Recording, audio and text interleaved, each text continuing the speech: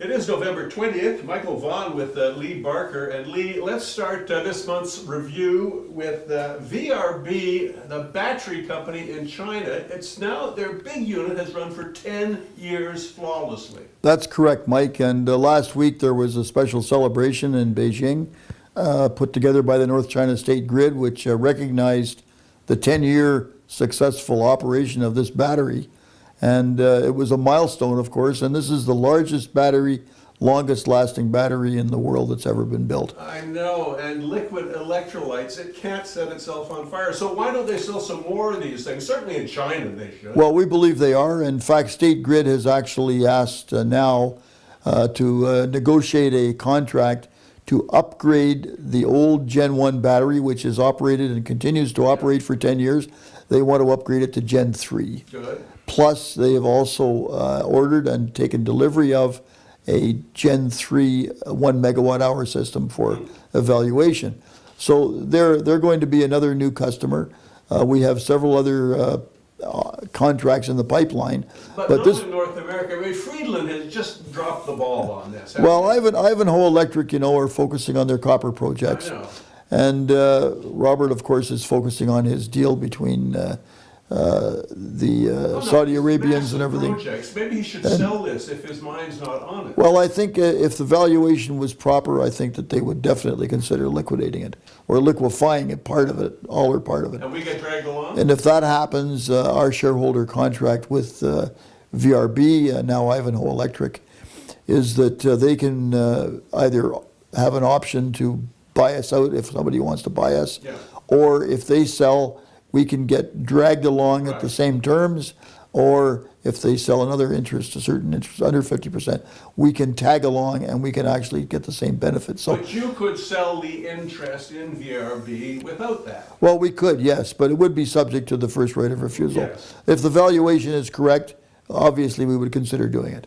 At the moment, we feel that there's a likelihood that something will happen. Yeah. We think that because Ivanhoe Electric wants to focus on their mineral projects, Yeah, that VRB for them is something that's not really part of their core business.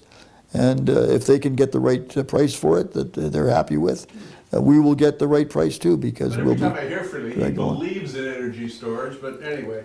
All right, you've got 3 live mining projects underway. Let's start and talk about the Pense project up there on the Quebec border that you want to raise some money for. Well, we've just finished a data compilation for Pense, and what we discovered is that the Pense mineralization that's been known to date, and this is an underexplored area, by the way, nothing's been seriously been done since about 2000, hosts mineralization that's very similar to zinc, nickel, copper mineralization in Finland, which was the development of was pioneered by a company called Outokumpu. And that mineralization has not been subject to a significant amount of exploration in Canada. The main reason being that the mineralization is associated with what we call graphitic conductive zones in metavolcanic rocks. Those zones are the zones that most people would have drilled when they were testing for base metal targets in these belts and did airborne surveys.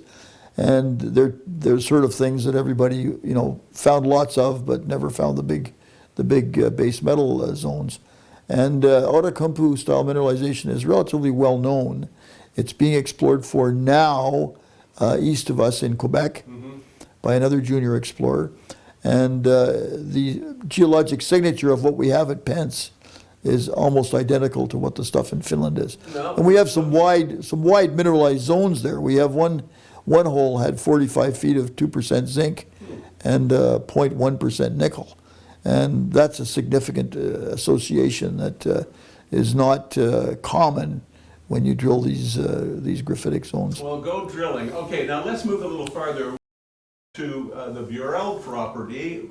But El Dorado is sitting on top of that thing. They've got an option which expires in less than a month. That's correct. And we gave El Dorado an extension on their original option agreement. They drilled over almost 5,000 meters this year.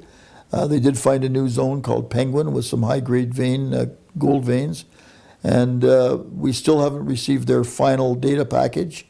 We know that they haven't made a decision yet on whether they're going to keep the property. There are three choices they have: drop the property completely and give it back to us. Of course, it has lots of assessment work with all the work that's been done. They've spent over $4 million on Yes, I Bruell. know. Or they can give us a joint venture to further do work with a 25% interest.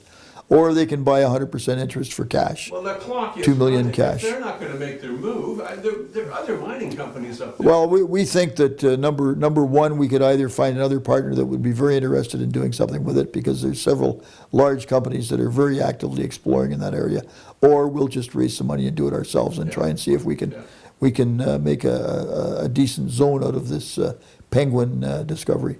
Well, they better pick up the phone soon. Okay, now the third project, of course, is the Oaks project over there, a little farther west still.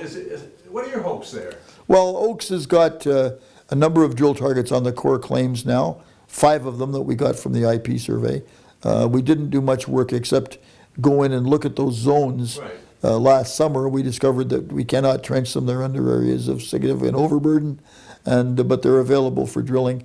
We've actually begun a program with another organization, a junior organization, that is going to consolidate a large property package around the Alamos mine. Right, because Alamos hasn't, And Alamos has they haven't been, moved. we've tried to get Alamos to have a good look at our project and our data, Yeah. and they just haven't responded.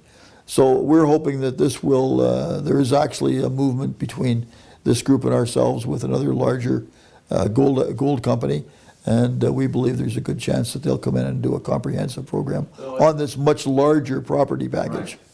Right. And it's about time. Well, Lee, that's good. I'm glad always to hear about VRB, and you've got 3 mining projects of great interest. I'll see you next month or sooner if you hear from El Dorado. Well, I'm sure we will, because the deadline is approaching fast, and we're going to look forward for positive news.